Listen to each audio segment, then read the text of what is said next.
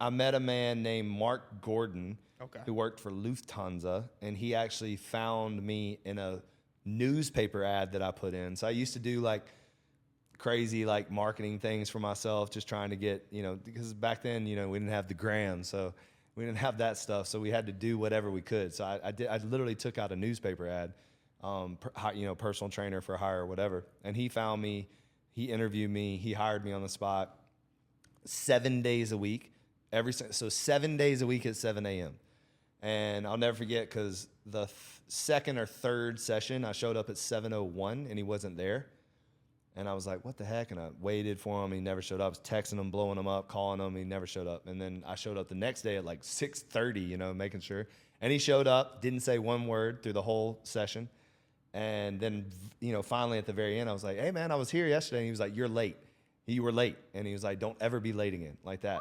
And again, another life lesson. And like, I was like, you know what? He's 100% right. Yeah. And in that moment, I could have had an attitude, or I could have, you know, learned from it. So I learned from it, applied it. I don't think I've ever been late again, you know.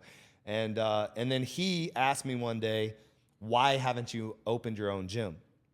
And I said, you know, you're right. And so he said, well, I'll back you. And so he's like, do you have an idea? And I actually had already like, so it's kind of silly, but back then, like now we have Pinterest, but back then we didn't have Pinterest. So I had literally like a poster board with like magazine cutouts of like how I'd want the gym set up. Yeah. And I did that because of how many gyms I went through the traveling. Right. So while I was traveling, I was just noticing that every single gym was exactly the same. Even if it was nice or not nice, it was set up the same. Yeah. So you walked in, you had a cardio section with a bunch of TVs. On your right-hand side or left-hand side, you had the offices and front desk area or smoothie bar or what have you. Then you had your machine section. Mm-hmm. Then you had your free weight section. And then you had this aerobics room off in the corner, you know, that looked like a fishbowl. It's true. Every gym, every gym. And then the locker rooms are always just really weird and nasty or whatever. So I was like, I'm not going to do it like that. And as you know, being a former football player, you walk into a college weight room, it's something special, right? You walk in, there's energy, there's music blasting, chalk flying, you know, softball team in the corner, football team, like it's just an environment.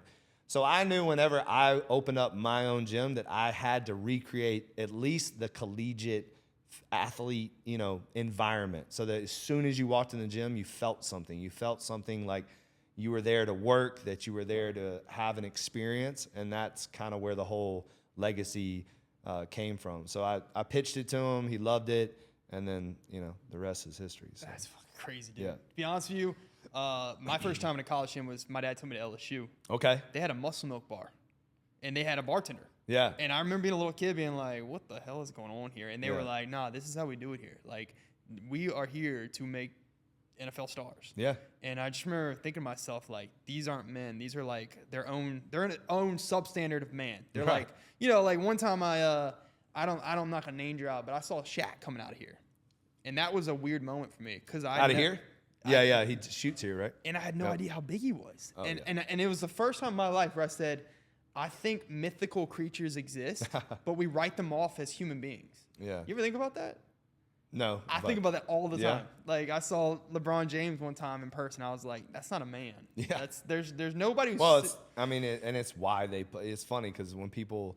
If you line up just different people, right? Right. You can pretty much point at them and tell them what they... Especially athletes, right? Yes. If you line up like a yoga person, a swimmer, a basketball player, a football player, a rugby player, like you can pretty much say he plays basketball. You know? And these basketball players, I mean, they're giants amongst men. So it's true. Yeah. Definitely rare breeds. You spoke on this earlier, and now we're in it now, which is the clash now where, you know, you're a big dude, right? You don't get that way unless you lift heavy, okay? And I saw an interview with J.J. Watt recently, and he was talking about how lifting heavy is not necessarily good for your longevity, specifically the deadlift.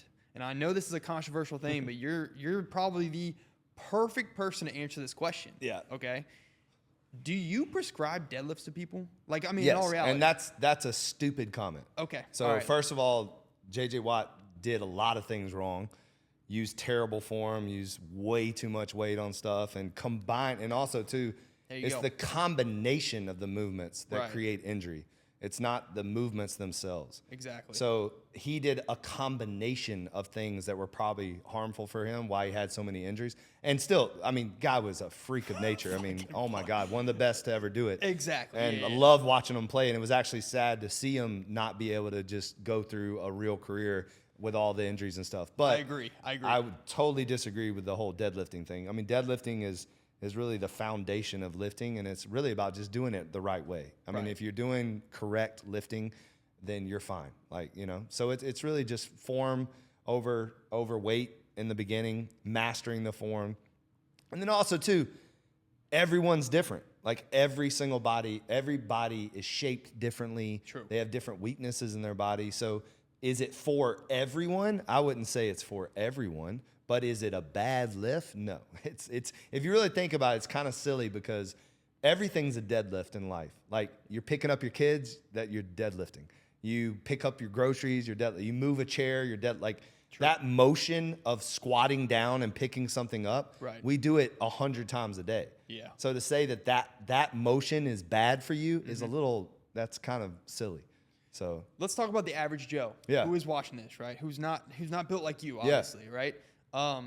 Would you prescribe him the same workout as, let's say, your UM guys who come in who are like, hey man, Manning, I want an athlete first, like get me ready for the NCAA season.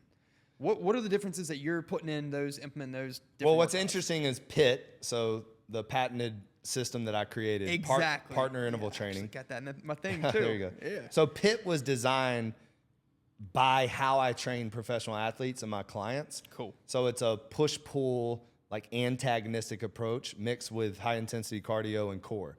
So it's basically everything's in plane. So if you do a movement this way, then you do a movement this way. If you do a movement this way, then you do a movement this way. So it's all complementary. So we're working the posterior chain and the anterior chain.